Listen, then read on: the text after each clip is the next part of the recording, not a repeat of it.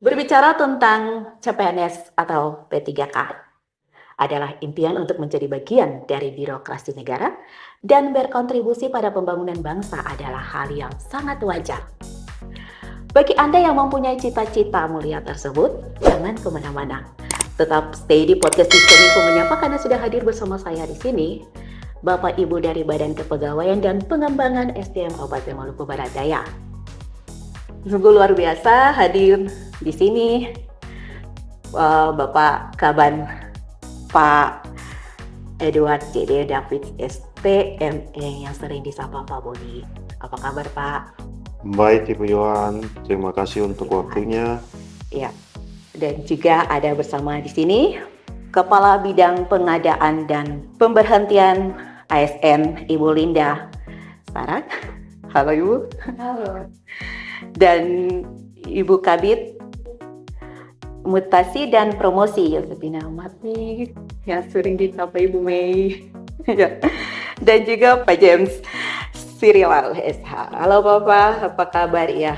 Terima kasih sudah meluangkan waktu di sini. Sesibuk-sibuknya Bapak Ibu sudah bisa hadir di podcast Diskominfo Menyapa ini. Ya mungkin dengan kehadiran Bapak Ibu di sini dapat memberi titik terang atau memberikan jawaban buat saudara kita yang di luar sana yang sedang menanti kabar baik ini.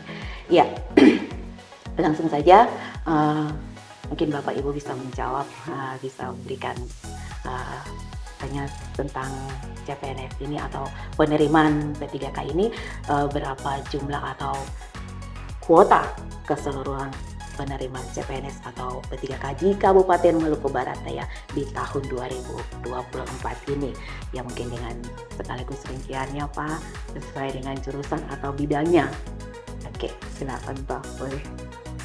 Iya, terima kasih Ibu Wan.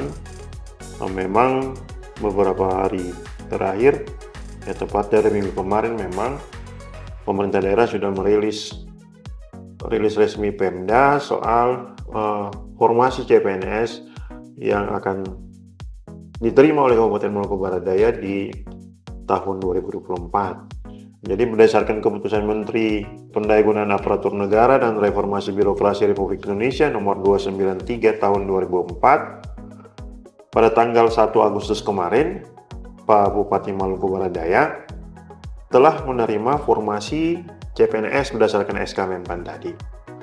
Dengan jumlah keseluruhan formasi kurang lebih ada 1081 formasi. Itu jumlah formasi yang tersedia, sedangkan jumlah dengan perincian untuk formasi untuk CPNS di bidang kesehatan itu formasinya sebanyak 174 formasi. 174 untuk teman-teman kesehatan, mulai dari apoteker, kemudian bidan, dokter ahli, epidemiolog, fisioterapi, nutrition, sampai kepada perawat terampil, perawat peleka medis, sampai kepada radiografer maupun tenaga promkes atau promosi kesehatan. Jumlah total untuk formasi CPNS kesehatan itu sebanyak 174 formasi. Selain formasi tenaga kesehatan, ada juga formasi CPNS untuk tenaga teknis. Ini yang akan mengabdi di organisasi perangkat daerah yang ada di kabupaten ini, baik di pusat kabupaten maupun di kecamatan. Jumlah formasi untuk tenaga teknis ini sangat besar, yaitu berjumlah kurang lebih 907 formasi. 907 formasi itu untuk ada 81 jabatan. Sedangkan untuk formasi tenaga guru, perlu kami jelaskan bahwa untuk penerimaan tahun ini, CPNS-nya itu hanya untuk formasi kesehatan dan tenaga teknis. Sedangkan formasi guru akan dipenuhi dengan mekanisme lewat P3K atau pegawai pemerintah dengan perikatan kerja. Jadi saya perlu menegaskan bahwa jumlah formasi 1081 itu hanya formasi CPNS. Karena Pak Bupati di tanggal 1 kemarin hanya menerima formasi CPNS. Formasi P3K-nya itu akan menyusul. mudah-mudahan kalau Tuhan berkenan dalam waktu dekat formasi P3K itu juga bisa diberikan oleh pemerintah pusat, karena kewenangan pengangkatan itu kan menjadi kewenangan pemerintah pusat. Kita hanya mengusulkan, tetapi kemudian penetapannya menjadi kewenangan atau domain pemerintah pusat lewat Kementerian Pan-RB di Jakarta. Nah, itu yang bisa kami jelaskan soal jumlah formasi di masing-masing formasi, baik formasi kesehatan maupun formasi teknis. Untuk P3K nantinya tuh ada formasi P3K untuk guru, untuk kesehatan maupun juga untuk P3K untuk teknis. Ya Pak, kalau boleh tahu Pak, kapan dan di mana pendaftaran atau penerimaan akan dimulai atau dilakukan? Iya. Jadi proses penerimaan pendaftaran ini kan semenjak beberapa tahun terakhir itu kan dilakukan by system melalui SIASN, Sistem Informasi ASN, di mana pelamar nanti akan mendaftar membuka akun di situs itu untuk masing-masing orang, dan proses pendaftaran, unggahan dokumen, upload dokumen dan sebagainya dilakukan by system. Tapi secara teknis juknis pelaksanaannya itu belum dikeluarkan oleh Kemenpan-RB. Dalam sosialisasi yang dilakukan oleh Kemenpan-RB di tanggal 29 Juli yang lalu, memang ada beberapa tahapan nanti yang harus dilakukan dalam proses ini, dimulai dengan pengumuman pendaftaran dan seleksi administrasi, kemudian dilakukan proses seleksi atau SKD dan pengumuman hasil SKD-nya.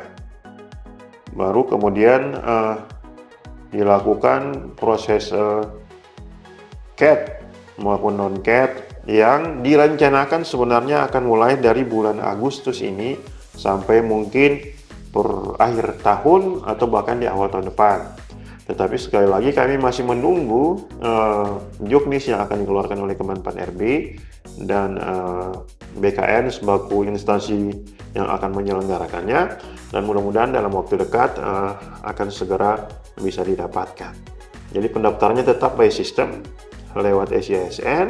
Nah, nanti di situ ketika proses seleksinya tuh sudah dibuka, masing-masing orang ketika melamar nanti akan bisa melihat 1081 itu terdiri dari formasi apa saja yang ada, dan mereka bisa melihat apa namanya persyaratan teknis yang dibutuhkan.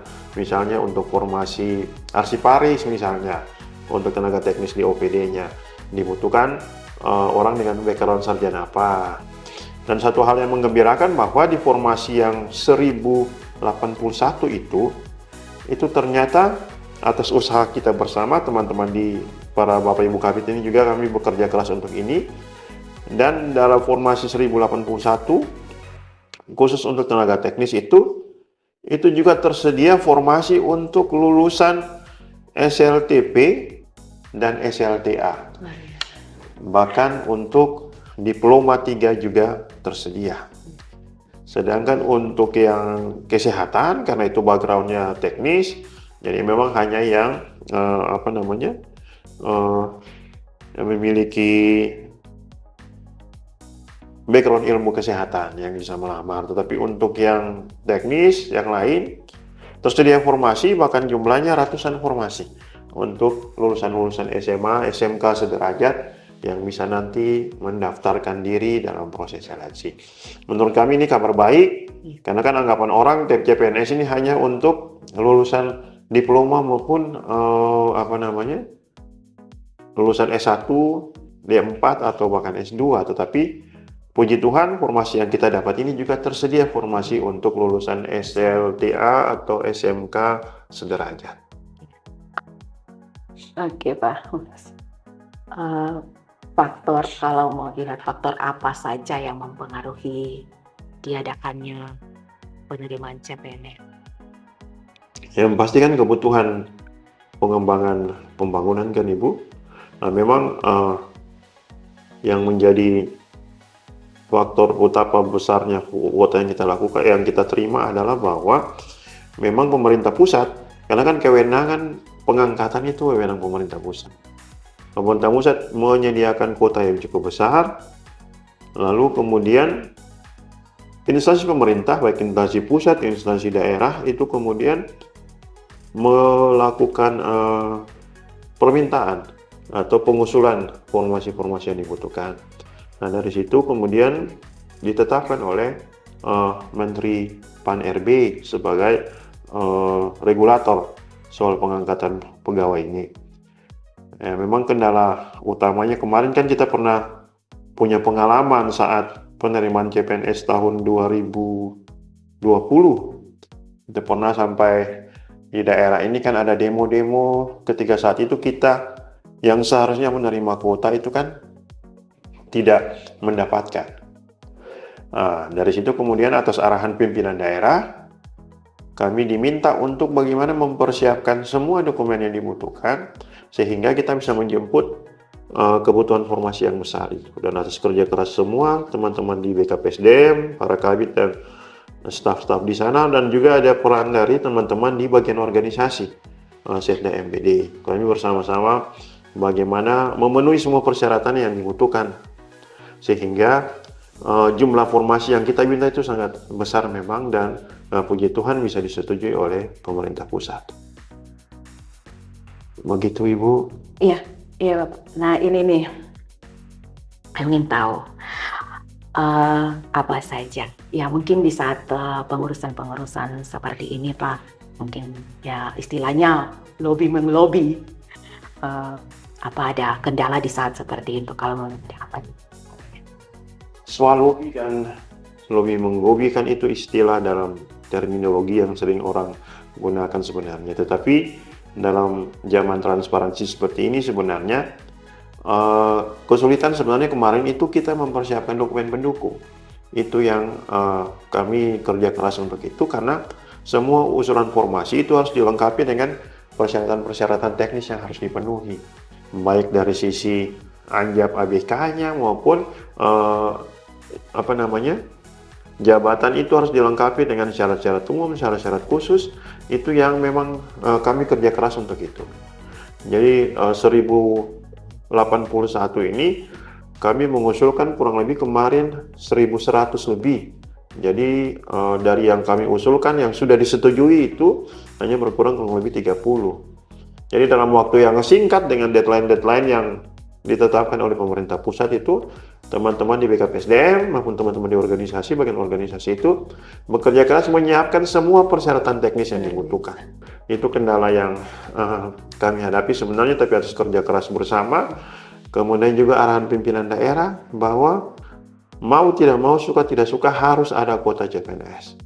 Dan itu yang menjadi target kami untuk bekerja keras untuk mewujudkan mimpi anak-anak Maluku Barat Daya untuk menjadi bagian dari penyelenggaraan pemerintahan yang awal tadi Ibu Wan sudah menyampaikan. Itu mimpi banyak orang, dan tugas kita sebagai pemerintah daerah, kami di BKPSDM, bagaimana menyiapkan ruang untuk mimpi-mimpi anak Maluku Barat Daya itu bisa kita penuhi. Memang itu yang berat sih Ibu, kita dikejar deadline waktu itu kan, proses penginputan dalam sistem itu kan ada deadline waktunya. Kami harus bekerja keras dalam jangka waktu yang sangat singkat itu, semua persyaratan-persyaratan teknis itu harus dilengkapi. Tapi atas kerja keras bersama itu bisa kita selesaikan dengan baik. Kendala paling utama kemarin itu misalnya begini, pemerintah menyiapkan 1000 misalnya 1000 formasi, kita harus melakukan penginputan sampai jumlah segitu, baru bisa kemudian dilanjutkan ke proses selanjutnya. Jadi kita kerja keras memang. Misalnya saya ambil misal 1081 itu harus menginput sebanyak itu. Kemarin kalau nggak tidak salah itu 1100 berapa itu Ibu Linda? 1119 kalau tidak salah. 1919. Jadi dalam waktu yang singkat itu kita menyiapkan semua hal. Misalnya jabatan A, anjap ABK-nya bagaimana, kemudian persyaratan jabatannya apa, butuh sarjana apa saja, kemudian rincian jabatannya itu juga, jabatan ini melaksanakan tugas apa dan A, B, dan C dan sebagainya, dan itu yang memang harus dilengkapi dalam jangka waktu yang singkat itu. Nah, itu memang yang menjadi tantangan paling besar bagi teman-teman. Tapi ya, puji Tuhan anak-anak juga bekerja dengan tanpa pamrih untuk melaksanakan semua tanggung jawab yang diberikan pemerintah daerah kepada kami di BKPSDM. Iya, dengan perjuangan yang luar biasa oleh Bapak Ibu. Tesnya nanti dilakukan di Tiak Maluku Barat Daya. Di tahun-tahun kemarin ada proses seleksinya dilakukan di Ambon, tapi kami akan berupaya keras untuk proses seleksinya dilakukan di Maluku Barat Daya. Sehingga dengan seleksi di sini, tinggal di rumah mereka sendiri, harapannya secara psikologis mereka akan lebih termotivasi untuk memberikan hasil yang terbaik. Karena terkadang memang ketika harus tes di Ambon misalnya ada faktor-faktor eksternal yang juga mempengaruhi sehingga bisa saja anak-anak tidak maksimal dalam proses seleksi. Tapi ketika kami berupaya menghadirkan proses seleksi CAT-nya nanti di Maluku Barat Daya, di mana Pemda sudah menganggarkan pembangunan gedung CAT sementara kami kebut, tetapi kalaupun tidak pun kami sudah berkomitmen, teman-teman di BKPSDM, saya dan para kabit ini juga berkomitmen bahwa proses seleksi akan tetap dilakukan di Maluku Barat Daya, sehingga akan menjadi kabar yang baik buat anak-anak kita untuk berjuang keras, bekerja keras, bila perlu bekerja lebih keras, bahkan ekstra keras, agar formasi ini bisa terpenuhi. Dan harapan kami juga mengharapkan formasi ini diisi oleh anak-anak Maluku Barat Daya. Harapan kami seperti itu, walaupun ya zaman sudah terbuka, tidak ada diskriminasi dalam penerimaan pegawai, semua orang boleh melamar, tetapi sebagai anak Maluku Barat Daya kami boleh berharap, kami juga berharap anak-anak Maluku Barat Daya yang akan mengisi formasi 1081 ini dengan komposisi anak MBD yang lebih besar. Ya, mungkin itu Ibuan. Iya, oke. Itulah harapan-harapan yang luar biasa dari Bapak Ibu kita.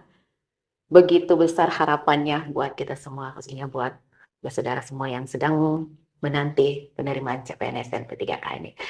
Jangan pernah menyerah, teruslah berusaha.